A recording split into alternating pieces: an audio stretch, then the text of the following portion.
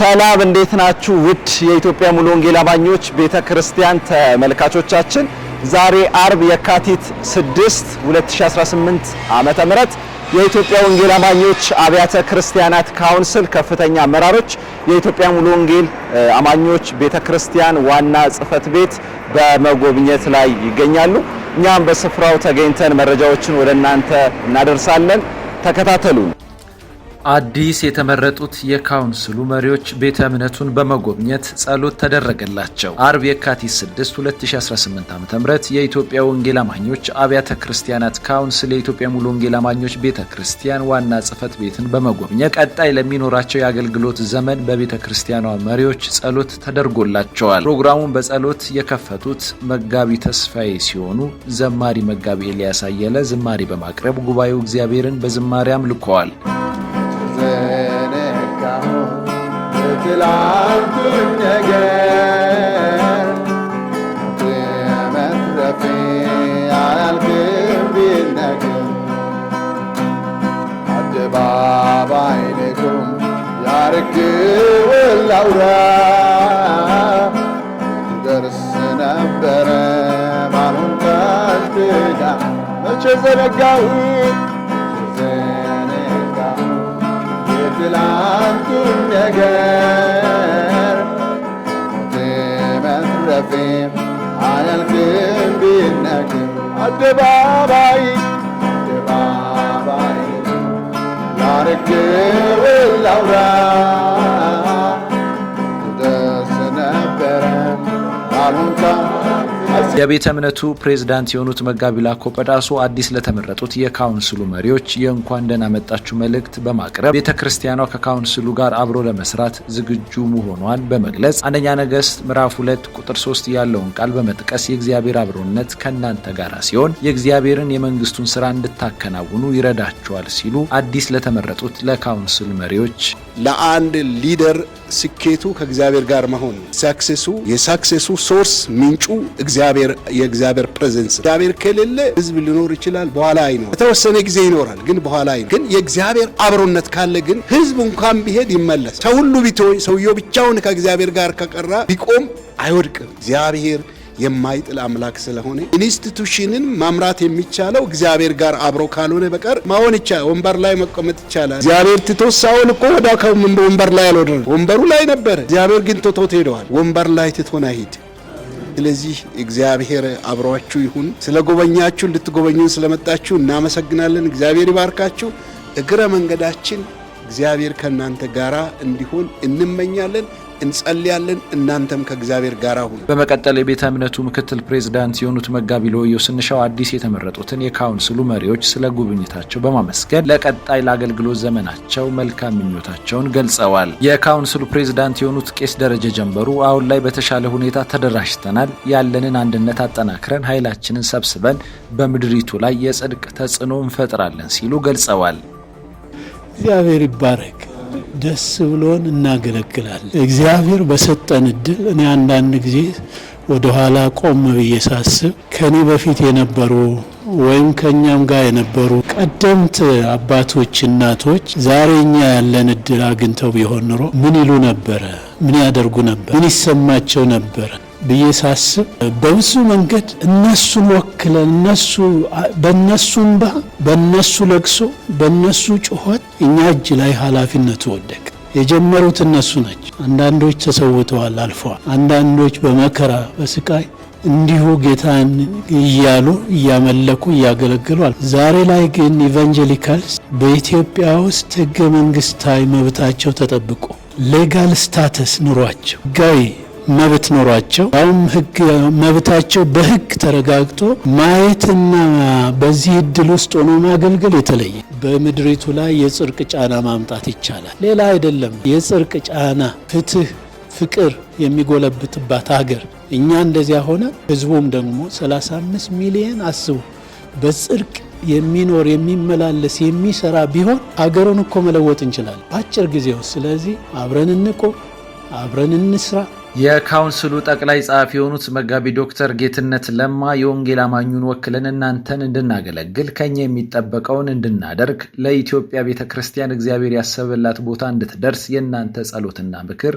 ያስፈልገናል ሲሉ ተናግረዋል። ጥሪዎቻችን ባሉበት ስፍራ መሪዎቻችን ባሉበት አካባቢ ይህንን ተቋም መደገፍ ከቻሉ በጸሎት ወደዛ መግፋት ከቻልን በእርግጠኝነት ተው የወንጌል አማኙን ጉዳይ ኢትዮጵያን እንቀይራለን የሚል ትልቅ እምነት አለን።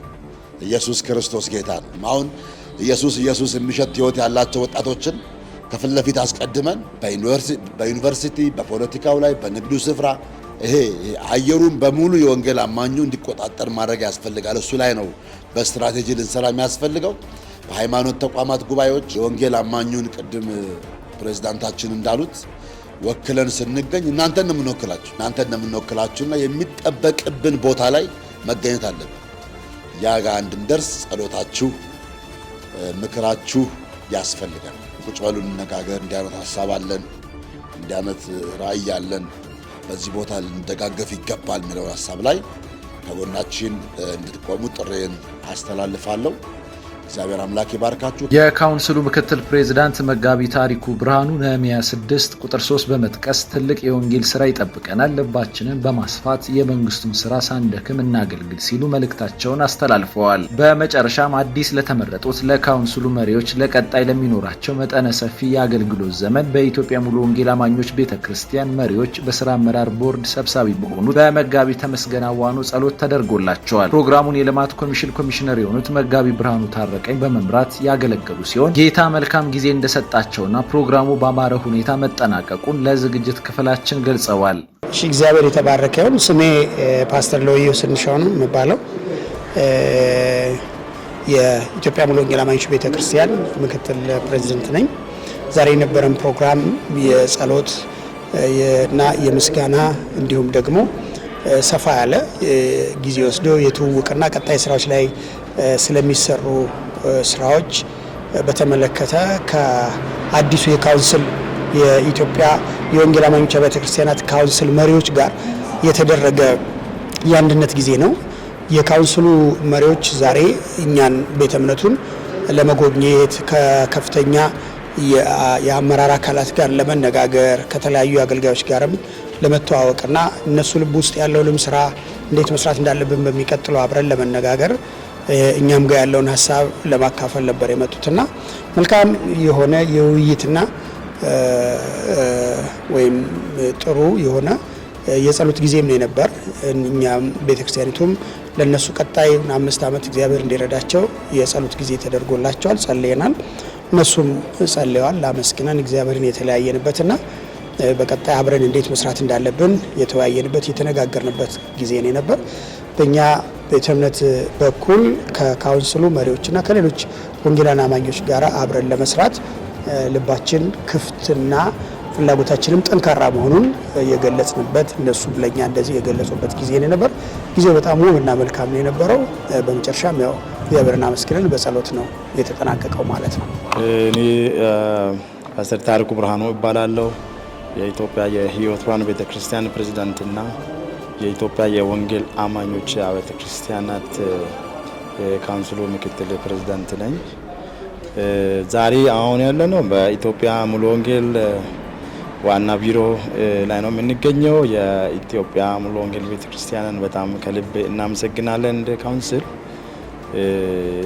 በጣም ይሄ ትልቅ መጽሐፍ ቅዱሳዊ እውነት የያዘ ህብረትን፣ አንድነትን መጽሐፍ ቅዱሳዊ ነው። ወንድሞች በህብረት ቢቀመጡ እነሆ መልካም ነው፣ እነሆ ያማረ ነው የሚለው የእግዚአብሔር ቃል መሰረት ያደረገ። ስለዚህ ህብረት፣ አንድነት ካለ ድል አለ። የትኛውንም ነገር ለማድረግ ለማገልገል ውበታችን ነው። አንድነታችን፣ ህብረታችን ውበታችን ነው። በብዙ ነገር ደግሞ ውጤታማ የምንሆነው ህብረት ሲኖር ነው። በጣም ትልቅ ፋይዳ አለው። በተለይም ለቀጣዩ ትውልድ ለወጣቶች፣ እኛ የቀደምን አገልጋዮች አባቶች ቀጣዩ የሚመጣው ትውልድ ህብረት እንዲያደርግ አንድነትን እንዲፈጥር በጣም የሚያደርግ ሆኖ ነው ያገኘሁት። ዛሬ የኢትዮጵያ ሙሉ ወንጌል ዋና ቢሮ ፕሬዝዳንቱ፣ ምክትል ፕሬዝዳንቱና የቦርድ ሰብሳቢ እንዲሁም ደግሞ በአዲስ አበባ ያሉ የክልል መሪዎች በተገኙበት የተደረገው አቀባበል በጣም አስደንቆናል።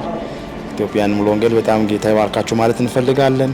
ፍቅራችሁን ስለገለጻችሁልን በጣም እናመሰግናለን። ስለዚህ ይህ ህብረት ከአገር አቀፍ እስከ ክልሎች ድረስ ተጠናክሮ እንዲቀጥል እኛም ደግሞ ተያይዘን የካውንስል የአንዲት ቤተ እምነት ጉዳይ ሳይሆን የሁላችንም የጋራ የአንድነታችንን መገለጫ ስለሆነ ይህንን ተጠናክረን እንቀጥላለን ብዬ አስባለሁ። እግዚአብሔር ይባርካችሁ።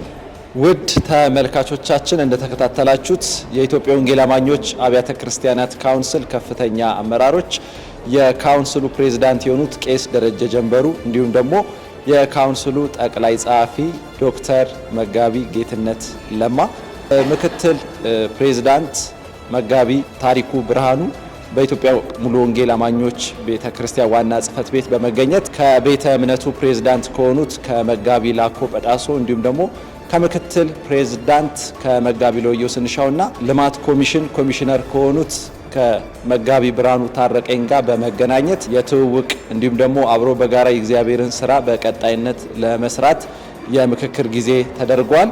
እንዲሁም ደግሞ ለከፍተኛ ለካውንስሉ አመራሮች ቤተ እምነቱ መሪዎች አማካኝነት ጸሎት ተደርጓል። ፕሮግራሙ በዚህ በመሰለ ሁኔታ ተጠናቋል። እናንተም እስከ መጨረሻው ድረስ ስለተከታተላችሁን ከልብ እናመሰግናለን። በስፍራው ተገኝቼ መረጃውን ወደ እናንተ ያደረስኩት እኔ ኤልያስ ወንድሙ ነበርኩ። ስለተከታተላችሁን ከልብ እናመሰግናለን።